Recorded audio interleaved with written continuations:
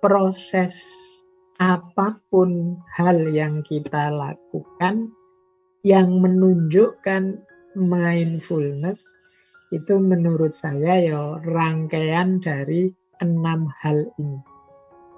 Jadi bukti bahwa kita sudah mindful itu ketika aktivitas yang kita jalankan mengandung 6 aspek ini. Ini menunjukkan kita serius, sepenuh hati, sepenuh jiwa menjalankannya.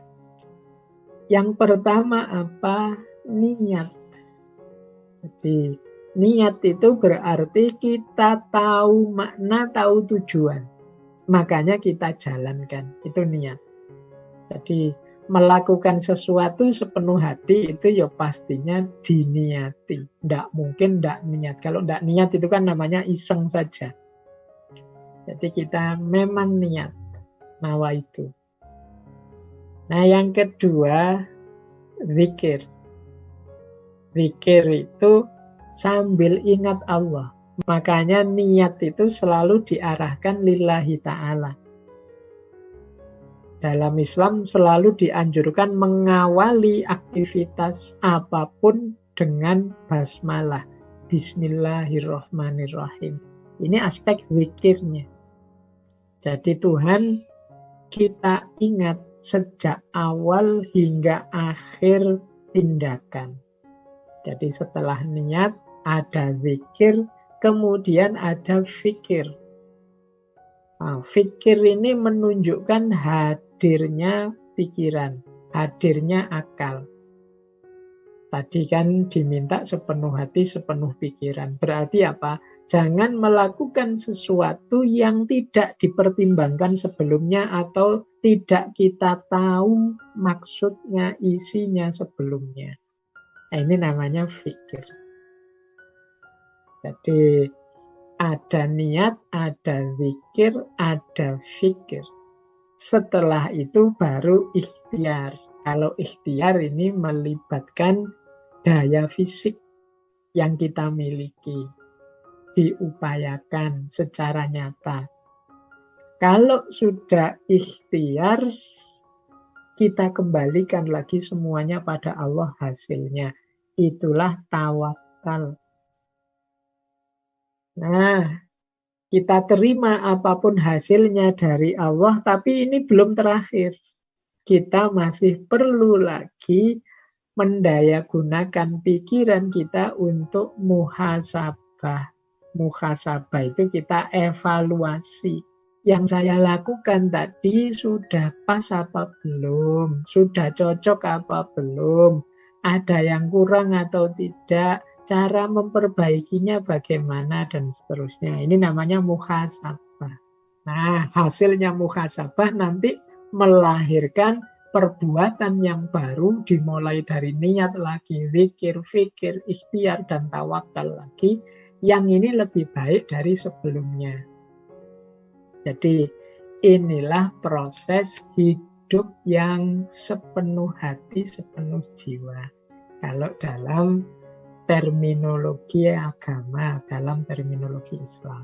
Jadi apapun yang kita lakukan diawali dari niat, disadari tentang hadirnya Allah di segala situasi, zikir, kemudian dilakukan dengan pertimbangan dan wawasan yang cukup, fikir, kemudian diwujudkan dalam perbuatan yang sungguh-sungguh, jihad, ijtihad, mujahadah, itulah ikhtiar.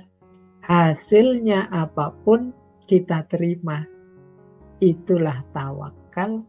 Setelah itu kita muhasabah, kita evaluasi, sehingga setelah ini yang saya lakukan lebih baik dari tadi. Inilah penerjemahan dari saya untuk mewujudkan hidup yang mindful. Nah, hasilnya apa sih mindfulness di level religius ini kita wujudkan? Efeknya apa? Menurut saya kalau kita sudah melakukan tadi, mindfulness tadi, baik yang secara umum maupun dalam istilah-istilah agama, kita akan mendapatkan paling tidak 4 hal efeknya. Yang pertama apa? Kesadaran muraqabah. Jadi muraqabah beda dengan muqarabah. Muraqabah itu kesadaran bahwa kita ini senantiasa diawasi oleh Allah. Karena tadi kan diawali dari niat, zikir, kesadaran lillahi ta'ala. Itu kan berarti di setiap detik hidup kita, kita sadari tentang Allah dan hadirnya Allah. Berarti apa? Kita sadar Allah itu mengawasi aku terus. Nah, ini namanya kesadaran muraqabah. Efek ini menurut saya penting. Orang itu kalau setiap detik hidupnya merasa diawasi Allah, pastinya hidupnya lebih cerah, lebih terkontrol, lebih sesuai dengan apa yang diinginkan oleh Allah. Nah, ini namanya kesadaran muraqabah. Yang kedua, kesadaran muqarabah. Kesadaran muqarabah itu kesadaran kita untuk lebih semangat lagi mendekat pada Allah.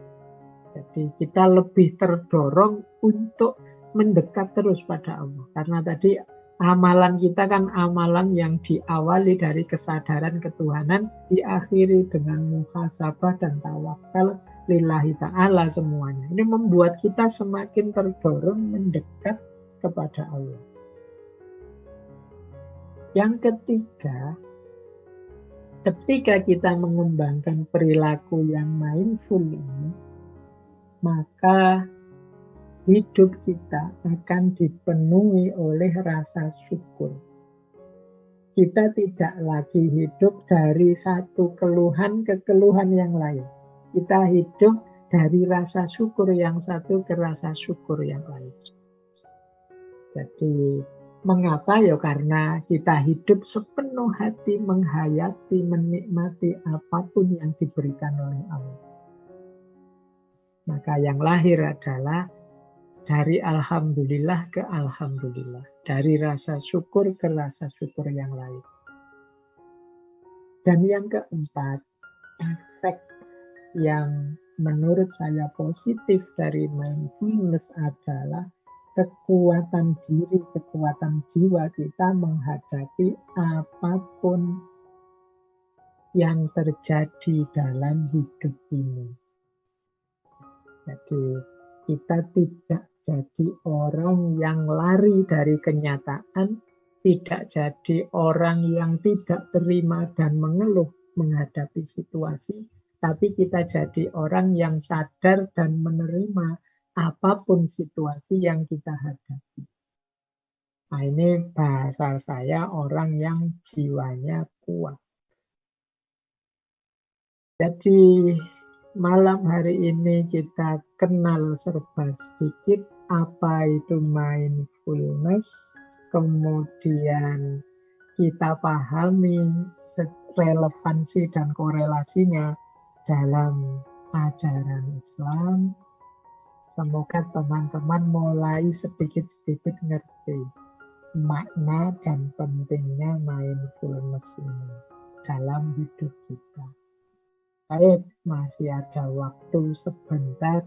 Ini yang paling akhir sebenarnya, aspek filsafatnya, filosofinya.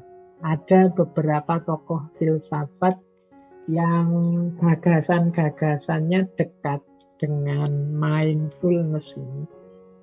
Saya ambil beberapa saja untuk teman-teman lebih dapat gambaran. Misalnya yang pertama, ini saya ambil agak banyak dari Jon Kabat-Zinn. Jon Kabat-Zinn ini Profesor Emeritus kedokteran dari Amerika. Beliau inilah sebenarnya yang konsep-konsepnya tentang mindfulness menginspirasi banyak orang. Beliau yang punya konsep MBSR, Mindful Based Stress Reduction.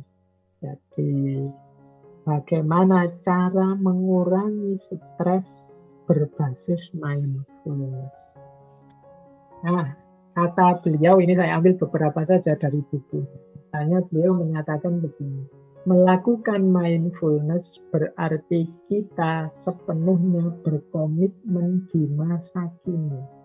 Mengajak diri kita untuk menghadapinya sepenuh kesadaran dengan tujuan untuk melakukan yang bisa kita lakukan dan akhirnya mewujudkan keteduhan hidup yang sepenuh hati dan kesenangan. Jadi di kalimat yang pertama ini kata beliau yang mindful itu berarti kita hidup di masa kini, mengajak diri kita untuk sadar dan melakukan yang bisa kita lakukan sehingga akhirnya hidup kita jadi tidak panas, teduh, sepenuh